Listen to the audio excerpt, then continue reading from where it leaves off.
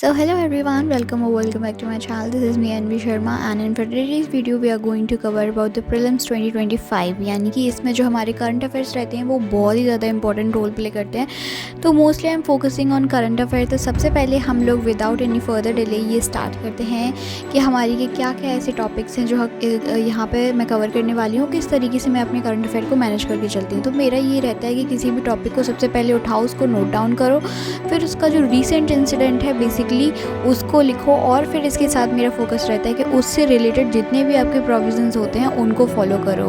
तो सबसे पहले हम यहाँ पे कवर करने वाले हैं हमारा प्रेसिडेंशियल रूल। सेकंड जो रहता है वो मोदी ट्रम्प टॉक रहती है, जिसमें बेसिकली 13 to 14 फरवरी तक जो ट्रम्प के साथ मोदी की जो यूएस विजिट होती है, जिसमें बहुत सारी ऐसी बायलैटरल एक्सरसाइजेज हैं जो मेंशन की जाती हैं।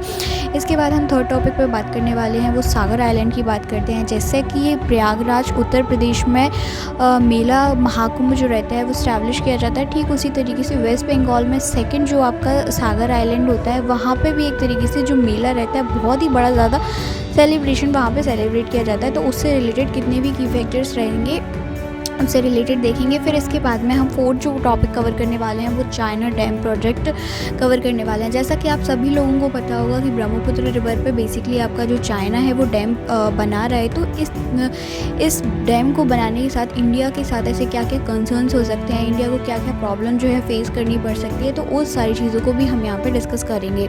फिर फिफ्थ जो हमारा रहेगा वो इंगेजिंग चाइना, यानी कि जैसा कि अभी हाल फिलहाल में न्यूज़ देखने को मिल रही है कि यूएसए किस तरीके से अपना इंटरेस्ट है वो शो कर रहा है रशिया के साथ में बेनिफिट कि आप बेसिकली रशिया पे काम करो, क्योंकि मेनली उसकी जो पॉलिसी है वो इस तरीके से बनती जा रही है क्योंकि वो इंडिया के साथ में भी अपनी रिलेशन अच्छे बना रहा है और रशिया के साथ में भी अपने जो है रिलेशन अच्छे बना रहा है, जस्ट बिकॉज उसको चाइना को टैकल करना है। इसीलिए वो बहुत ज़्यादा अपना जो है इनिशिएटिव दिखा रहा है कि चाइना को किस तरीके से टैकल किया जाए, क्योंकि चाइना आज के टाइम पे अपने क्रिटिकल मिनरल्स के लिए, अपनी टेक्नोलॉजी के लिए, अपनी एआई में जो बेसिकली कंट्रीब्यूशन है उसके लिए बहुत ही ज़्यादा अच्छे तरीके से जाना जाता है, जिसमें उसने अभी जो महारत हासिल की है वो उसकी डीप सीख है बेसिकली उसमें की है।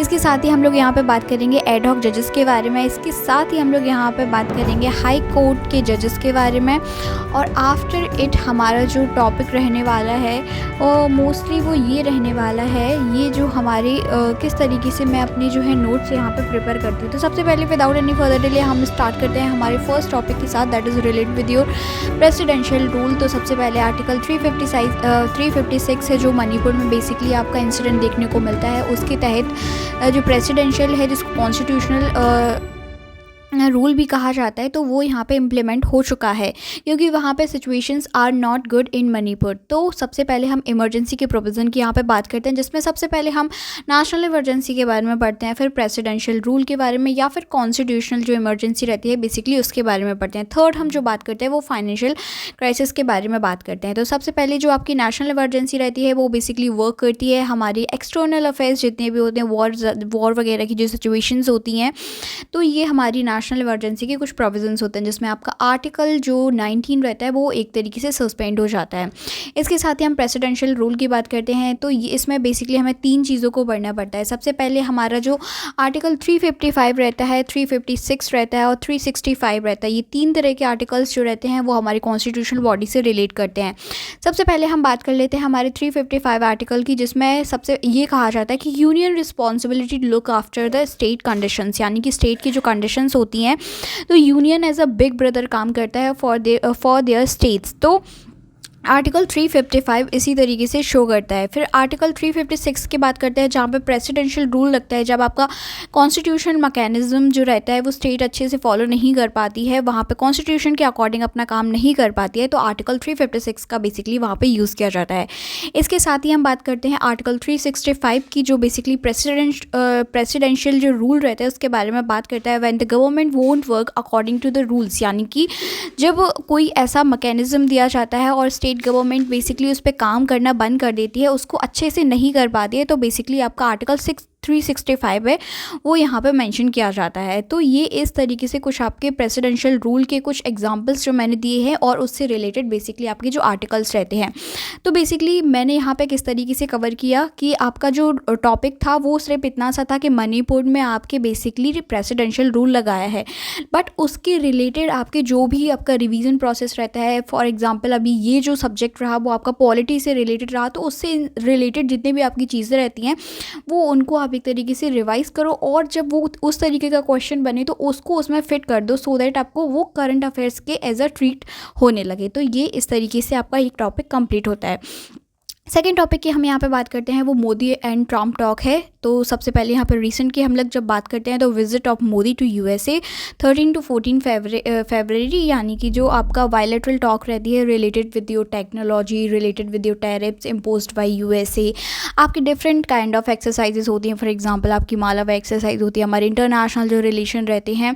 तो ये बेसिकली उनके बीच में एक एग्रीमेंट साइन हुआ है कि जहाँ पे जो मोदी जी हैं उन्होंने ये कहा है कि ऑयल एंड गैसेस हम लोग परचेज करेंगे, इंपोर्ट करेंगे from USA in upcoming years, यानी कि बहुत ज़्यादा जो हम लोग अभी रशिया से और सऊदी अरेबिया कंट्रीज़ जो रहती हैं वहाँ से हम लोग अभी इसको इंपोर्ट करते थे। तो मोस्टली हमारा एग्रीमेंट ये रहा है कि हम यूएसए के साथ बेसिकली इसको कवर करेंगे। फिर वैसे भी देखा जाए तो यूएसए जो रहता है उससे बेसिकली इंडिया को बहुत सारे अभी काम है टेक्नोलॉजी के एरिया में। तो मोस्टली हमारा जो डिफेंस सेक्टर रहता है, क्योंकि हमारा जो आज का टाइम है वो मॉडर्नाइजेशन का टाइम है, इसलिए this is very important to focus on USA. तो हम लोग वहाँ ज़्यादा अपने कनेक्शन है उनको बेटर बनाने की कोशिश कर रहे हैं। सेकेंड हम बात करते हैं सागर आइलैंड की। जिस तरीके से महाकुंभ रहता है उसी तरीके से हमारा जो सेकेंड महाकुंभ रहता है एक तरीके से कह सकते हैं वो सागर आइलैंड पर होता है। जो गंगा सागर रिवर रहती है बेसिकली उस पर जो वेस्ट बंगाल में इस्टेब्लिश है। तो वहाँ पर टॉपिक निकल आया है कि climate change affecting Sagarmala programme area in the West Bengal, जो कि एक तरीके से हाईएस्ट सेकंड महाकुंभ के रूप में जाना जाता है, क्योंकि वहाँ पे सी लेवल बहुत ज़्यादा अराइज हो रहा है और सॉइल इरोजन जैसे कंडीशंस भी वहाँ पे देखने को मिलते हैं। तो यहाँ पे हम वे फॉरवर्ड में जब बात करते हैं तो बेसिकली ये कहते हैं कि एक तरीके से उसको सेंसिटिव एरिया घोषित किया जा सकता है, वेटलैंड की कैटेगरी भी डिसाइड की जा सकती है, मैंग्रोव्स जो आपके रहते हैं उनको लगाया जा सकता है सो दैट वहाँ पर जो सॉइल इरोजन जैसी कंडीशंस है उनको उन पर काम किया जा सके। फिर इसके साथ ही हम अवेयरनेस भी लोकल कम्युनिटीज़ रहते हैं, क्योंकि वहाँ के जो रेसिडेंट रहते हैं वो उस सिचुएशंस को ज़्यादा अच्छे से हैंडल कर सकते हैं रेदर देन अदर्स, यानी कि रेदर देन जो आपके एडमिनिस्ट्रेशंस रहते हैं, और उसके अकॉर्डिंग हाई ग्रीन एरिया भी उसको बना सकते हैं। डिज़ास्टर मैनेजमेंट पे उस पर किस तरीके से, यानी कि साइक्लोन जैसे कंडीशंस अगर ना उसके लिए भी कुछ काम किया जा सकता है। तो ये सारी जो सिचुएशंस है बेसिकली यहाँ पे देखने को मिलती हैं जो आपके सागर जो आइलैंड रहता है उससे रिलेटेड। फिर हम फोर्थ टॉपिक की बात करते हैं जिसमें चाइना और जो डैम प्रोजेक्ट है बेसिकली उसकी बात करते हैं, जिसमें ये कहा जाता है कि जो बिगेस्ट डैम क्रिएशन है on Brahmaputra river in Tibet area, और तिब्बत में जो ब्रह्मपुत्र रिवर रहती है उसको यांगलंग जांगपो के नाम से भी जाना जाता है। तो इससे रिलेटेड कंसर्न ऑफ इंडिया क्या हो सकते हैं? तो सबसे पहले आपकी इंटरनल सिक्योरिटी रहती है उस पर काम यहाँ पे वो ख़राब हो सकती है, वर्स्ट ऑफ डैम हो सकता है। अगर वहाँ पे कोई अर्थक्वेक जैसी सिचुएशंस देखने को मिलती है तो वो हमारे लिए ख़राब हो सकती है सिचुएशन। फिर फ्लड लाइक सिचुएशंस भी बन सकती हैं, हमारे जो नॉर्थ ईस्टर्न रीजन रहता है बेसिकली वहाँ पे फ्लड लाइक सिचुएशंस भी बन सकती हैं। फिर हमारी जो लाइवलीहुड रहती है जिसमें अगर फ्लड जैसी सिचुएशंस बनती हैं तो ऑलमोस्ट हमारा जो नॉर्थ ईस्टर्न रीजन है उस पर भी हार्म पहुंच सकता है। फिर इसके साथ में वाटर डिफिशियंसी रहती है, यानी कि जब आप ज़्यादातर उसका यूज़ है वो हाइड्रो इलेक्ट्रिसिटी के रूप में करोगे तो बेसिकली ये काम कर सकती है आपकी कि जो इफ़िशियंसी हो सकती है वो वाटर की। फिर इसके साथ ही चाइना ने अपने कुछ कंसर्न दिए हैं कि हम लोगों ने अच्छे से जांच करके हर एक चीज़ को किया है, जिसमें हाइड्रो इलेक्ट्रॉनिक जो इलेक्ट्रिक डैम बेसिकली बनाया गया है वो किसी तरीके से आपके जो इंडिया के नॉर्थ ईस्ट रीजन है उसको हार्म नहीं करेगा। लेकिन और इसका जो उन्होंने ऑब्जेक्टिव ऑफिशियली बताया वो यही बताया है कि बेसिकली नेट जीरो एमिशन करना है उन्हें, और किसी भी तरीके से फॉसिल फ्यूल्स यानी कि जो सोलर एनर्जीज रहती हैं उन पर वर्क करना है। फिर इसके साथ ही हम इंगेजिंग रशिया की बात करते हैं, जिसमें बेसिकली ये कहा जाता है कि यूएसए किस तरीके से अपना जो इंटरेस्ट है वो शो कर रहा है रशिया की तरफ। तो ये जो टॉपिक रहेंगे वो बाद में करेंगे क्योंकि वीडियो बहुत ही ज़्यादा फर्दर डिले हो जाएगी। फिर हम एड हॉक जजेस की बात करते हैं। एज सुप्रीम कोर्ट ने जो ऑर्डर किया है to appoint ad hoc ad hoc जजेस to work on pending cases, यानी कि इतने ज़्यादा जो केसेस हैं वो पेंडिंग हो चुके हैं जिससे हमारी जो जुडिशरी है वो अच्छे से काम नहीं कर पा रही है। तो एडहॉक जजेस जो रहते हैं इनकी अपॉइंटमेंट की बेसिकली प्रोसेस क्या रहती है, तो अपॉइंटमेंट बाय द प्रेसिडेंट ये होती है। सबसे पहले जो हाई कोर्ट के जजेस रहते हैं यानी कि जो सीजे ऑफ हाई कोर्ट रहते हैं वो उनका नाम सजेस्ट करते हैं, फिर चीफ मिनिस्टर के पास उनकी रिपोर्ट जाती है, फिर गवर्नर के पास उनकी रिपोर्ट जाती है, और फिर गवर्नर के साथ ही जो लॉ मिनिस्टर रहते हैं उनके पास उनकी रिपोर्ट जाती है, फिर लॉ मिनिस्टर के साथ ही सीजीआई के पास उनकी जाती है रिपोर्ट, और फिर प्रेसिडेंट के पास आती है। और फिर जो प्राइम मिनिस्टर रहते हैं वो सजेस्ट करते हैं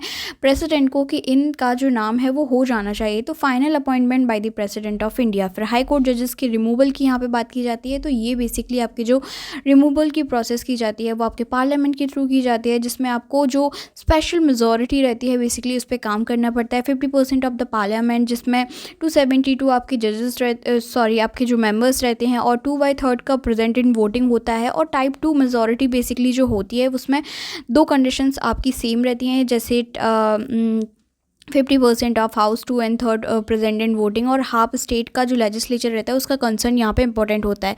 तो आई होप आप लोगों को वीडियो बहुत ही अच्छी लगी हो, क्योंकि बहुत ही ज़्यादा मेहनत लग जाती है इस तरीके के टॉपिक में। और यहाँ पे मेरे करंट अफेयर ख़त्म होते हैं। और लव यू ऑल, बाय।